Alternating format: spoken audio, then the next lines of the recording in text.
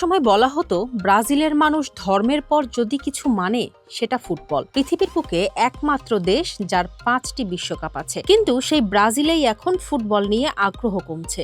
শুনতে অবিশ্বাস্য লাগলেও এটাই বলছে নতুন জরিপ। ভাবুন তো, যে দেশের রাস্তায় রাস্তায় নেইমার ও রোনালদিনহোদের স্বপ্ন জন্ম নেয়, সেই দেশেরই 36% মানুষ এখন বলছেন ফুটবল ওসব আর দেখি না। ব্রাজিলিয়ানদের মধ্যে ফুটবল নিয়ে আগ্রহ দিন দিন কমছে। 2 আগস্ট প্রকাশিত ডেটাফোলহার জরিপের তথ্য বলছে 16 বছর বা তার বেশি বয়সী ব্রাজিলীয়দের মধ্যে মাত্র 64% এখন ফুটবল অনুসরণ করেন।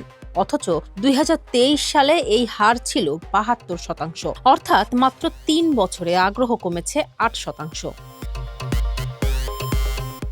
ব্রাজিলের 5টি অঞ্চলের 139টি পৌরসভার 2004 জন মানুষের ওপর এই জরিপ চালানো হয় গত 22 ও 23 জুলাই। এই সমীক্ষার ভুলের সম্ভাব্য মাত্রা মার্জিন অব এরর 2% কম বা বেশি হতে পারে। আরও একটি মজার তথ্য হলো, যত বেশি শিক্ষা তত বেশি ফুটবলের প্রতি আগ্রহ। প্রাথমিক শিক্ষা প্রাপ্তদের মধ্যে 49% ফুটবল দেখেন, মাধ্যমিকে তা বেড়ে 67%, আর উচ্চ শিক্ষা প্রাপ্তদের মধ্যে সর্বোচ্চ 75%। উল্লেখযোগ্য বিষয় হচ্ছে, জরিপের তথ্য সংগ্রহ করা হয়েছে 2026 ফিফা বিশ্বকাপ ফাইনালের কয়েকদিন পরই।